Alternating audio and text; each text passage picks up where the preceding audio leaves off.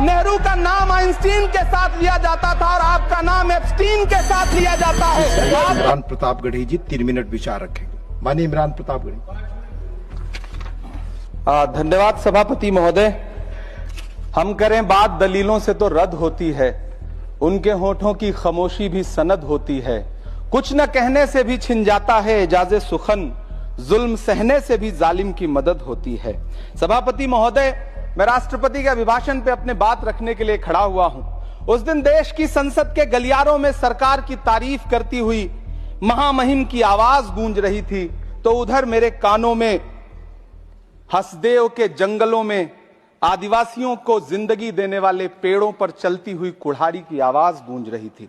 सभापति महोदय, इस तरफ महामहिम के भाषण पर प्रधानमंत्री जी संसद की मेज थपथपा रहे थे और उधर उत्तराखंड की अभागी बिटिया अंकिता भंडारी के इंसाफ की आवाजें मध्यम पड़ती जा रही थीं, जो आज भी पूछ रही हैं कि आखिर वो वीआईपी कौन था जिसके लिए अंकिता भंडारी को मार दिया गया।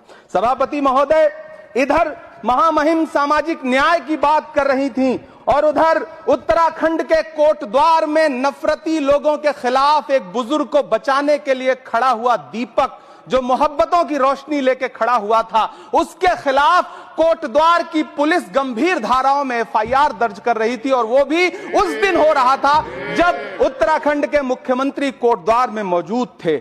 ये नया भारत है जहां दंगाइयों के खिलाफ एफआईआर नहीं होते, बल्कि अमन और मोहब्बत की बात करने वालों के खिलाफ एफआईआर दर्ज होता है। यह नया भारत है जहां असम का चीफ मिनिस्टर खुलेआम संवैधानिक प्रोटोकॉल तोड़कर कहता है कि मुसलमानों को इतना टॉर्चर करो कि वो राज्य छोड़ने पर मजबूर हो जाएं। वो कहता है कि अगर कोई मियां रिक्शा वाला 5 रुपए मांगो तो उसे 4 रुपए दो ताकि वो परेशान हो सके।